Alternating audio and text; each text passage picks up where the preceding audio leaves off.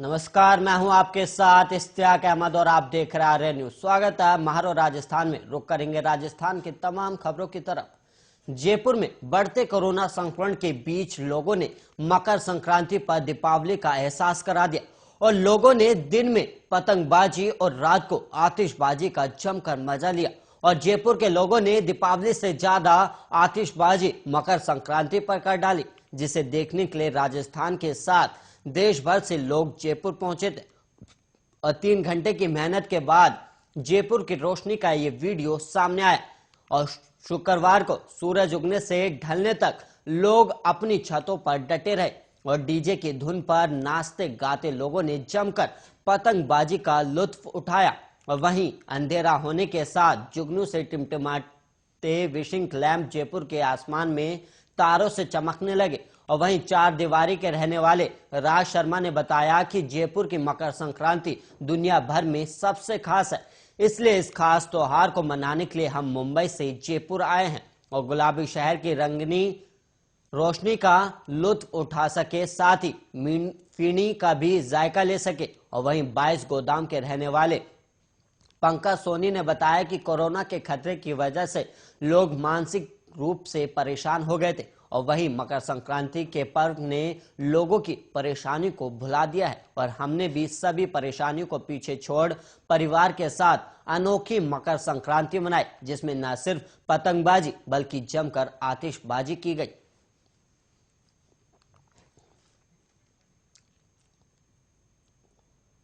और वहीं बढ़ेंगे अब अगली खबर की ओर, जहां पर अलवर कांड के 4 दिन बीत चुके हैं, लेकिन पुलिस के हाथ खाली हैं और जांच टीम ने मामले में अब तक कोई पुख्ता कार्रवाई नहीं की है। लेकिन इस बीच पुलिस के नए खुलासे ने पूरे मामले पर ही सवालिया निशान खड़ा कर दिया है। और मेडिकल बोर्ड के हवाले से दिए गए पुलिस के इस बयान के बाद अलवर गैंगरेप कांड में अब नया मोड़ आ गया है और पुलिस का कहना है कि मेडिकल बोर्ड की रिपोर्ट में रेप की पुष्टि नहीं है और पुलिस खुद भी मामले को गैंगरेप मानकर ही छानबीन कर रही थी। और पुलिस सीसीटीवी फुटेज को आधार बनाकर पूरे मामले की गुत्थी सुलझाने की कोशिश कर रही है। और राजस्थान सरकार ने मामले में जांच का जिम्मा एसआईटी को सौंप दिया है। और वहीं हैवानों के शिकार बनी बच्ची के घर वालों की माने तो उनकी लाडली दरिंदों के चंगुल में कब, कहां और कैसे फंसी, इसका उन्हें भी पता नहीं चला। और घर वालों ने तो बच्ची की खोजबीन तब शुरू की जब वो शाम तक घर नहीं पहुंची। और पीड़ित परिवार तो गहलोत सरकार से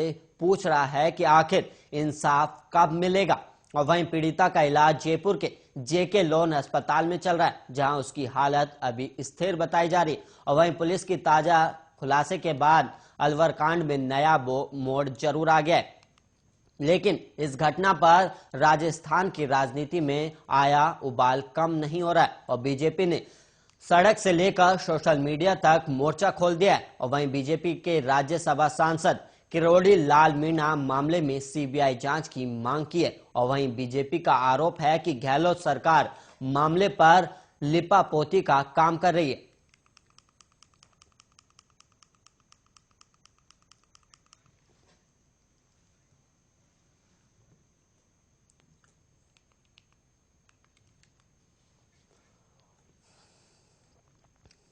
और वहीं अलवर की घटना पर सियासी विवाद और बीजेपी के प्रदर्शनों के बाद कांग्रेस की राष्ट्रीय महासचिव प्रियंका गांधी ने मुख्यमंत्री अशोक गहलोत से पूरे मामले की जानकारी ली है। और वहीं प्रियंका गांधी ने पीड़िता के पिता से फोन पर बात भी की और हर संभव सहायता दिलाने का भरोसा भी दिलाया है। और प्रियंका गांधी के फोन के बाद सीएम अशोक गहलोत ने पहली बार अलवर मामले में सोशल मीडिया पर जानकारी दी। और अलवर की घटना के बारे में प्रियंका गांधी ने तो खुद कुछ नहीं कहा, लेकिन यूपी कांग्रेस के सह प्रभारी सचिव धीरज गुर्जर ने शुक्रवार देर रात ट्वीट कर प्रियंका गांधी के पीड़िता के पिता से बात करने और सीएम अशोक गहलोत को निर्देश देने की जानकारी दी है। और वहीं धीरज गुर्जर ने लिखा, अलवर में जो घटना घटी है वो नाबालिग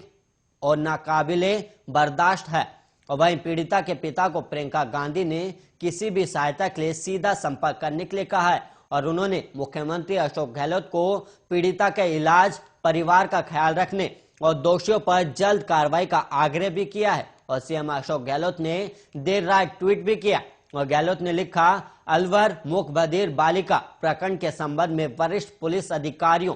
एसपी अलवर और बालिका का इलाज कर रहे वरिष्ठ डॉक्टरों से संपर्क में हूं। वहीं डीजीपी पुलिस को स्वतंत्र और निष्पक्ष अनुसंधान कर जल्द मामले की तह तक पहुंचने के निर्देश भी दिए गए। और वहीं अलवर एसपी की सहायता के लिए राज्य स्तर से डीआईजी स्तर के अधिकारी के नेतृत्व में जांच के लिए अलग से टीम भेजी गई है। और गहलोत ने कहा कि मामले में राजनीतिक दलों द्वारा गलत बयानबाजी नहीं की जानी चाहिए और पुलिस को स्वतंत्र रूप से अनुसंधान जल्द पूरा करके देना चाहिए और अनुसंधान के नतीजे तक पहुंचने के बाद ही टिप्पणी करना उचित होगा। राजस्थान में कोरोना के 52,773 एक्टिव मामले हो चुके हैं और वहीं 12 जिलों में 1,000 से ज्यादा कोविड के एक्टिव मरीज हैं और 21 जिलों में 1,000 से कम एक्टिव केस हैं। और वहीं जयपुर में सबसे ज्यादा 19,678 एक्टिव केस है और शुक्रवार को एक ही दिन में 10,307 कोविड संक्रमित मिले हैं और तीसरी लहर में अब तक किसी दिन में ये सबसे ज्यादा है। और वहीं राजस्थान की राजधानी जयपुर में सबसे ज्यादा 2,549 संक्रमित मिले हैं। जोधपुर, उदयपुर और दौसा में एक एक मौत भी हुई है और राज्य भर में 3,096 मरीज रिकवर भी हुए हैं। और कोरोना के नए वेरिएंट ओमिक्रॉन ने पॉजिटिव मरीजों की संख्या बढ़ा दी है और इसका अंदाजा इसी बात से लगाया जा सकता है कि इस साल की शुरुआत से 13 जनवरी तक जितने भी टेस्ट किए गए उनमें हर 13वां सैंपल पॉजिटिव निकला है। और जिलेवार स्थित देखें तो जयपुर में स्थिति सबसे खराब है और जबकि जालोर में स्थिति कंट्रोल में है। और वहीं मेडिकल हेल्थ डिपार्टमेंट के मुताबिक राज्य में पिछले 13 दिनों में 6,69,387 लोगों के टेस्ट करवाए गए हैं, जिनमें से 51,491 लोगों की रिपोर्ट पॉजिटिव आई, यानी हर 13वां व्यक्ति पॉजिटिव मिला है।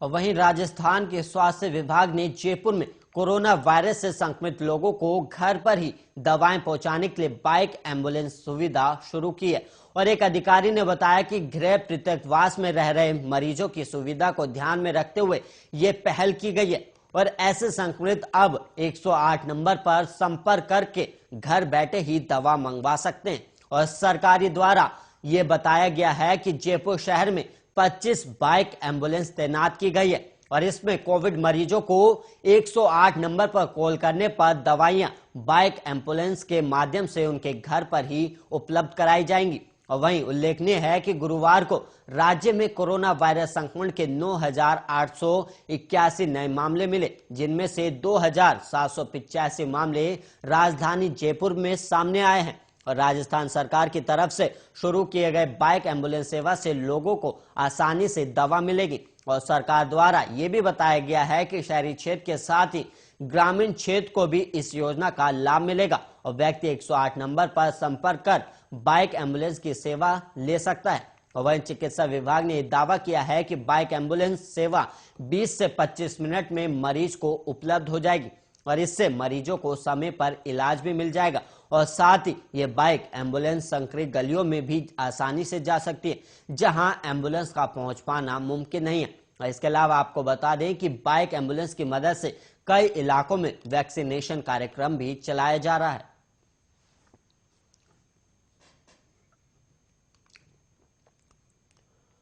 अलवर में मूक बधिर बालिका से गैंग रेप के मामले में विरोध जताने पहुंची छात्रों को लेकर दिए कलेक्टर नन्नूमल पहाड़िया के बयान पर विवाद बढ़ता जा रहा है और छात्राएं शुक्रवार को कलेक्टर से मिली थी और इस दौरान कलेक्टर ने छात्राओं से कहा था कि वो पढ़ने आती हैं या राजनीति करने। राजगढ़ की छात्रा मंजू मीणा से कलेक्टर ने कहा कि आपके पापा के नंबर दो और छात्रा ने कलेक्टर को नंबर दिया। इसके बाद कलेक्टर ने वहां खड़ी एडीएम सुनीता पंकज से कहा कि छात्रा मंजू मीणा के पिता भरोसी मीणा से फोन पर बात करो और पूछो कि उनकी बेटी पढ़ने आई है या राजनीति करने।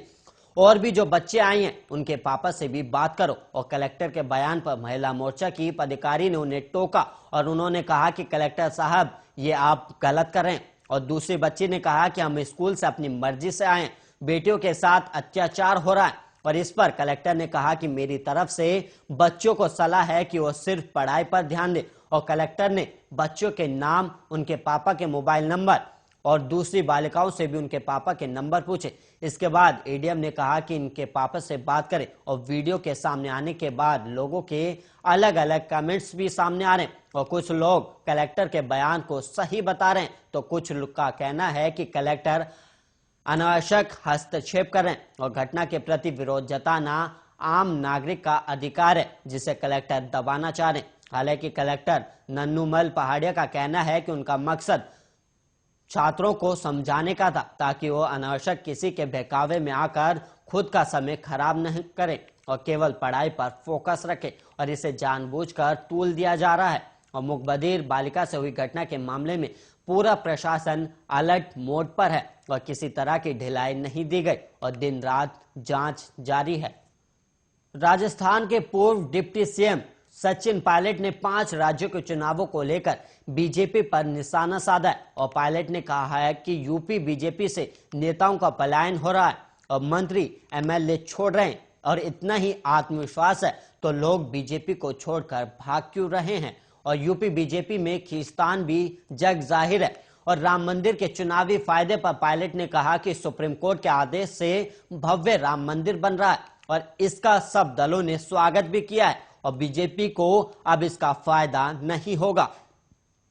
और बीजेपी चाहकर भी राम मंदिर को मुद्दा नहीं बना पाएगी। और शुक्रवार को पायलट ने कहा कि धार्मिक भावनाओं से राजनीति करना स्वास्थ्य परंपरा नहीं है और वहीं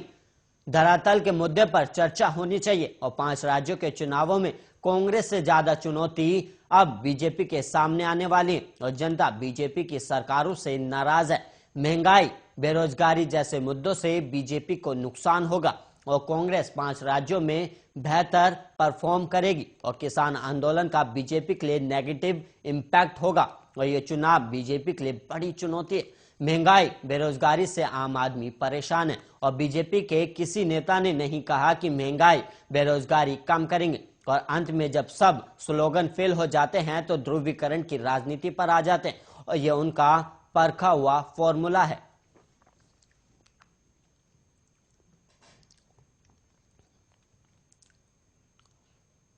अजमेर की ख्वाजा मोइनुद्दीन चिश्ती की दरगाह में जिम्नास्टिक का वीडियो बनाने वाली युवती ने माफी मांगी है और युवती ने दरगाह कमेटी को माफीनामा ईमेल किया है और इसके बाद दरगाह कमेटी ने भी शिकायत वापस ले ली और इसके साथ ही दरगाह परिसर में वीडियो और फोटोग्राफी पर भी प्रतिबंध लगा दिया गया है। और युवती ने दरगाह कमेटी को भेजे गए ईमेल में लिखा है कि आदरणीय सहायक नाजिम साहिब, मैं सोशल मीडिया के टिक्की एप्लीकेशन पर जिम्नास्टिक स्टंट के वीडियो डालती रहती हूँ और मेरे 1,58,000 से ज्यादा फॉलोअर्स हैं और मेरे द्वारा दरगाह में बनाया गया वीडियो किसी भी जाति, धर्म या समुदाय को आघात पहुंचाने के लिए नहीं था, लेकिन फिर भी आपको ठेस पहुंची है तो मैं आपसे माफी मांगती हूँ और मैं वीडियो हमेशा के लिए डिलीट भी कर रही हूं और भविष्य में ऐसा नहीं होगा, इसका मैं वादा करती हूं। और अजमेर दरगाह शरीफ के प्रति मेरी बेहद आस्था है और मेरी दरगाह को अपमानित करने की बिल्कुल भी मंशा नहीं थी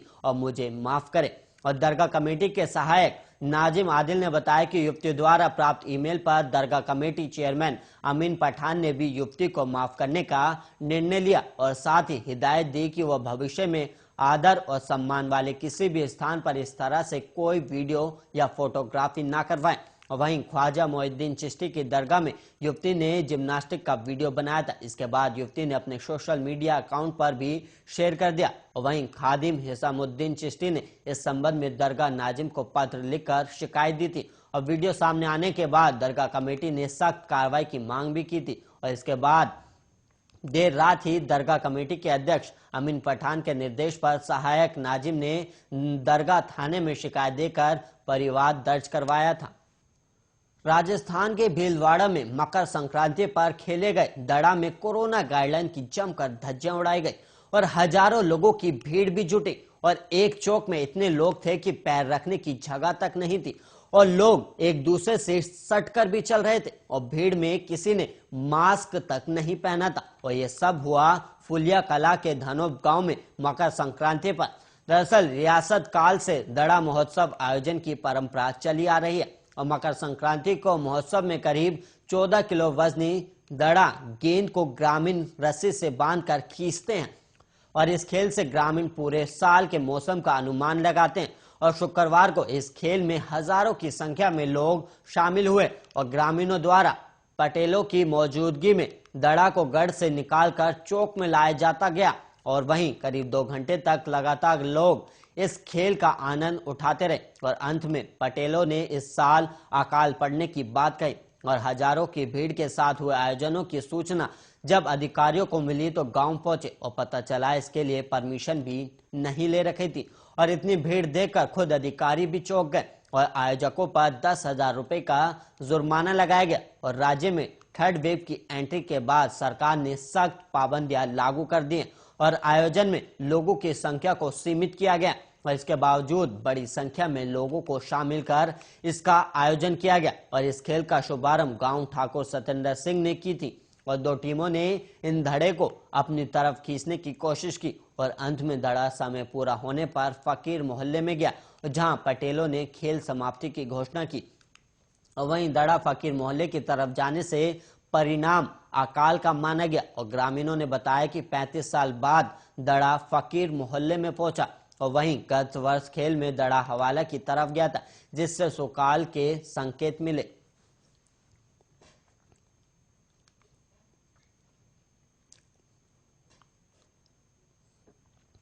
राजस्थान के कोटा में एक छात्रा ने हॉस्टल की 5वीं मंजिल से कूदकर आत्महत्या कर ली और छात्रा की पहचान शिखा यादव कोटा में रहकर मेडिकल की तैयारी कर रही थी और वहीं 1 साल से कोटा में थी और 1 दिन पहले ही पिता बेटी को अपने साथ ले जाने के लिए कोटा आए थे और इस बात को लेकर दोनों में मनोमुटाव हो गया और वहीं इसी से गुस्सा होकर छात्रा ने आत्महत्या कर ली और घटना लैंडमार्क सिटी की है और सूचना पर कुन्हाड़ी थाना पुलिस मौके पर पहुंची और शव को एमबीएस की मोर्चरी में शिफ्ट करवाया और शिखा बिहार की रहने वाली थी और कुन्हाड़ी थाना सीआई गंगा साय शर्मा ने बताया कि शव को एमबीएस की मोर्चरी में रखवाया गया। फिलहाल आत्महत्या के कारणों का पता नहीं चला है और शिखा कोटा में 1 साल से थी लेकिन अप्रैल में ही हॉस्टल में रहने आई थी और वो पहली मंजिल पर रहती थी और कोचिंग कम ही जाती थी और इस कारण उसके पिता उसको लेने के लिए आए थे और शनिवार दोपहर करीब 12 बजे वापस जाने का रिजर्वेशन भी था और पिता सामान पैक करके नीचे लाए फिर चाय पीने चले गए और इसी दौरान शिखा बिल्डिंग की 5वीं मंजिल पर गई और बालकनी से कूद गई और लोगों के चिल्लाने की आवाज सुनकर पिता भी बाहर दौड़े और छात्रा ने मौके पर ही दम तोड़ दिया।